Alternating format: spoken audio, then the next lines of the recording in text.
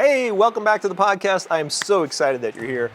Today, we are going to talk about something that is probably the most common topic out there. It has to do with bloating and gut and weight gain.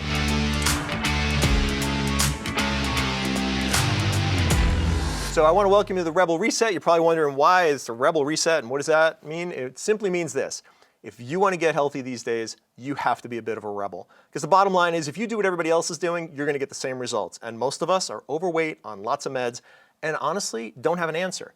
So this show is all about what's the answer? How do I become my healthy, vibrant, ideal weight self without having to do all the things that are pushed on us out there, like all sorts of medications and all the things that we're like, gosh, I got to starve myself. I got to eat no sugar ever again for the rest of my life. It's all nonsense, guys. At the end of the day, there's no substitute for getting healthy. See, we've been led to believe if I lose weight, I'll get healthy. But we try to lose weight at any means. But what we're going to talk about on this show, and today in particular, is how do you truly get healthy enough to not have to worry about dieting, to not have to worry about drinking coffee for energy, and all of those things. So, here we go. The thing that we're going to talk about today, the topic that probably gets the most questions from me as a doctor for 30 years now is, Doc, why do I feel so bloated? And that is such an important question because the bloating really is saying that, hey doc, why is my gut off and what can I do about it? And that opens up an entire can of worms, so to speak, because if your gut's off, you're likely suffering from all sorts of other things. Number one, bloating or reflux, indigestion, things like less than a couple well-formed bowel movements a day. You may also have lower energy. And I'm going to explain what the connection of all these is. Again, lower energy. Very likely you also don't sleep as well as you could. Your moods might not be as good as they could be either. You might find yourself like, man, I'm just kind of dragging. I wake up in the morning and it's hard to get going. Maybe you're dealing with some more aches and pains, right? Like, just kind of stiff, getting up. It's like kind of rough. You might also have noticed blood pressure or blood sugar or cholesterol. Maybe those things are creeping up along with this bloating and some of this digestive stuff. You might also even notice that your immune system functions a bit off, right? Like, hey, I'm getting more things than I used to get and I don't even know why that's happening. Well, here's what's crazy. It all boils down to one thing, bacteria. Now, I know you're probably going, okay, what do the bacteria, the bad guys, the E. coli's out there in the world have to do with any of this? Well, nothing. That's not the bacteria we're talking about. We're talking about the good bacteria. Because when it comes to bloating and weight gain, if these guys aren't right, you'll be bloated and overweight forever. Honestly, no matter how hard you try.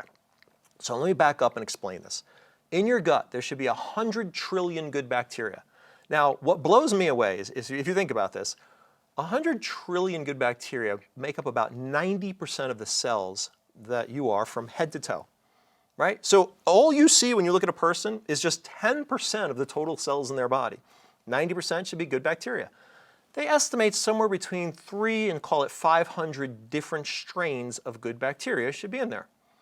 Most people, not even close. Right? In fact, when I test people and we do stool samples, most people, like when I say not even close, I mean like almost off the charts bad. And so let's say you should have this much good bacteria and this much yeast and bad guys. Most people, it's flip-flopped. They have more yeast, more bad guys, less of the good guys. So what happens? Lots of things happen. Well, remember all the symptoms I mentioned in the beginning? They're all dependent or driven by having enough of the good bacteria in your gut, right? So those healthy bacteria, just to flip through it, they regulate your energy levels because they make B vitamins. Most people don't know that. By the way, if you're my age, you're old enough to remember before energy drinks lined supermarket shelves. Why is it that there's energy drinks everywhere? Well, the number one reason people go to doctors today is what? Low energy. Food companies aren't stupid. So if you read the back of one of those cans, what does it say on there? Usually a boatload of B vitamins. I read one the other day. It had 40,000% of the B vitamins someone needs. So sure, if you don't have a good healthy gut, which these guys all know, what do? They pump a bunch of caffeine, B vitamins, and sugar into a drink that makes you feel how? Energized. So we kind of feel, well, problem solved. Not exactly, right? I think we're all smart enough to realize that doesn't exactly solve the problem. But getting back to the original thought here, right? The B vitamins are made by good bacteria. Those same good bacteria not only make B vitamins, they digest food. And this is the one we're going to spend more time on today. But again, just to cover the rest of them, they lower blood pressure, they lower cholesterol, they lower blood sugar, they help regulate those things. They also make 95% of your serotonin. And I'm going to do a whole episode on this in the near future. This is crazy to think about. 95% of what keeps you upbeat, happy, healthy, emotionally balanced, your natural antidepressant / anti-anxiety is made in your gut. And you need to have enough good, healthy bacteria to feel like yourself and be motivated to go do the things you love to do. They also decrease inflammation and a few other things. But let's back up to the digestion part of this and the bloating part of it. It's really important that you understand this. Because if you feel yourself kind of bloated, especially if you notice if you eat carby type foods or sugar, and for sure if you crave those things, you almost certainly have less of the good guys and more of the bad guys. And let me explain the connection here. Normally, when you eat, healthy bacteria digest food. The food gets all broken down into little nutrition blocks that leaks past one little tiny layer of cells from your gut into your bloodstream. You have good nutrition, you live happily ever after, everything's good. The challenge is this. For instance, 1 round of antibiotics, 1 round, I've read, can kill up to 80% of the good bacteria. So if you normally have a bunch of good guys and not so many, bad guys, and you kill off the good guys who keep the bad guys in check, what happens? The bad bacteria, the yeast in particular, start to grow. Now, what do yeast do in your gut? Well, none of the above, right? They don't digest food. They don't make B vitamins. They don't lower blood sugar, blood pressure, cholesterol, make serotonin, all those things. What they do is when they eat, like anything else, they poop. And what do yeast poop? And you don't have to remember these terms, but they make ethanol and acetaldehyde, which are super toxic, nasty things. To give you an idea of what yeast do in the gut, let me give you an analogy. If you've ever baked, you put yeast in dough, and what happens? It expands, right? So as it expands, it's because the yeast themselves are making essentially gas. If you have yeast in your gut making gas, what does that look like? Well, that's what bloating is. Now, here's the thing. It doesn't just stay right in the middle, right? What does it do? Well, if you have gas, it's going to go up. That's called what? Basically reflux. That's what will get it growing. Or you'll feel really kind of gassy, right? It's going one way or another, or it just stays in the middle and you just feel chronically bloated. So that bloating is yeast in the gut producing gas. That gas, again, is kind of toxic. So what tends to happen is very often people will come into me and they'll say, yeah, I don't know, it seems like I alternate between constipation sometimes and diarrhea. Well, if yeast colony gets big enough and makes enough bad guys, your body goes, I got to get this out of here. It dumps water into the gut. That's the form of basically diarrhea, soft stools, loose stools. If you chronically have that, most likely you have a gut imbalance. Right? So here's the problem with all of this. That stuff goes from where? It goes from your gut into your blood, the ethanol, the acetaldehyde, things that are toxic to the liver. Liver gets what? Well, it's a giant filter, but it's your only fat-burning organ. This is really important to understand. Because if your liver is constantly dealing with that stuff, plus it's dealing with environmental toxins and chemicals and everything else, you think 1,000 years ago, what did your body have to clean up from? What was your liver really dealing with? Man, like campfire smoke? There just wasn't anything. So if you have toxic stuff from your own gut, plus things from the outside, and your liver is your fat-burning organ, you can see how the connection between most people who are bloated usually have a liver that's kind of sluggish, find it really difficult to lose weight. So that's the first thing, that a gut that's off will have the connection between bloating and weight gain. The next thing is even more powerful. Remember I said in the beginning the healthy bacteria digest food? Okay, so if food's going downstream and you don't have enough good bacteria to digest that food, eventually that food passes by your pancreas. You guys remember what your pancreas produces? Exactly, insulin. So if your pancreas sees, hey, not enough digestion going on here, what's it going to do? It says, hey, let me pump out a little bit of extra juices here, including insulin, to help digest this food. If insulin is being pumped into your gut to help digest food, what's the problem with that? Exactly. It's one of the most powerful fat storage hormones we have.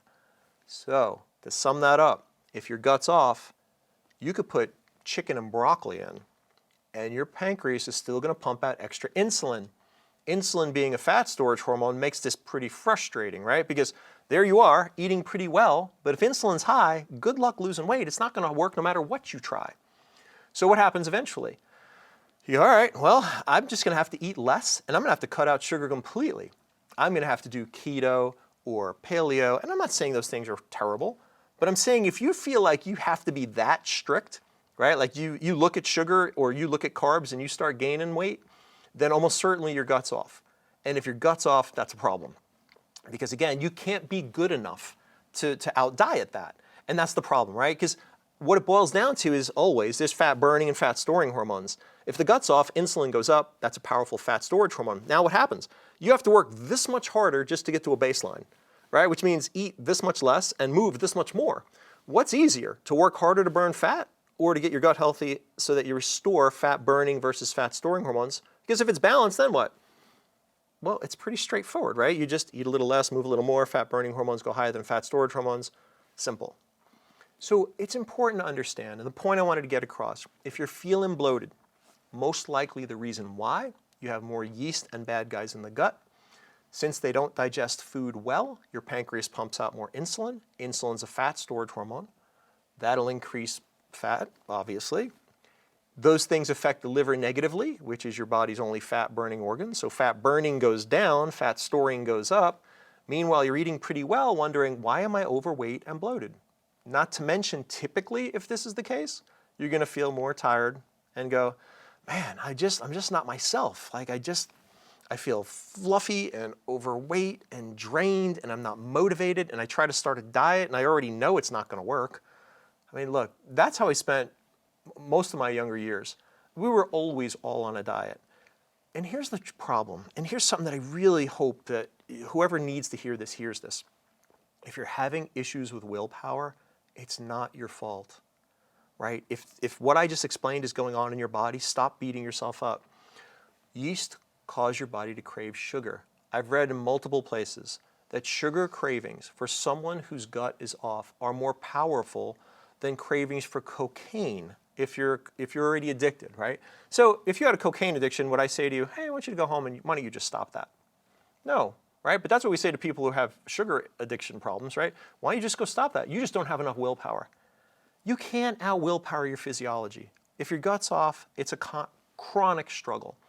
The key is simple. Restore your gut, cleanse your liver. And what I'm going to do in the next episode, I'm going to talk all about how do we really get the gut right? Like, what are the simple steps that you could take to start restoring gut health systematically, simply, so that you can get off this kind of roller coaster of, all right, I'm just never going to have carbs again, but then when I eat them, the floodgates open, I gain back all the weight I just lost and more. Because look, I can relate. That's super frustrating. That's how, like I said, my whole family spent time. Here's the bottom line. Once you understand the problem, you can do this. I promise. The real thing, it's like Einstein, I think it was, said, the definition of insanity, doing the same thing over and over and expecting the same result. Going on a diet, losing a few pounds, eating normal and gaining it all back is like banging your head against the wall. Eventually you go, well, screw it. I can't just keep doing that. The solution is simple. Get to the root of the problem. Forget trying to lose weight. Get healthy enough so that you don't have to. We'll talk more about that next time. Hey, I hope you enjoyed the podcast. Look, if you really liked it, if you can give it a rating, ideally 5 stars. I'm not above asking for it. The reason I do that is honestly because it helps us spread the word, right? You very likely have heard what you just heard, maybe for the first time. And so many people will struggle for so long. So if you're listening to the video version and you can see me, just hit the like button. If it's audio, if you give it a star rating and or download it, share it with a friend, spread the word. We're gonna talk here all about getting to the root cause of health problems. Not how do you cover them all up so that we can live in la-la land going, well, I'm taking my diet med and all my other medications with this false sense of security that I'm somehow healthy. That's not healthy, that's disease management. What we're gonna talk about is getting healthy. So spread the word, let's share, let's change some lives. And as always, thank you for listening, and I will see you next time.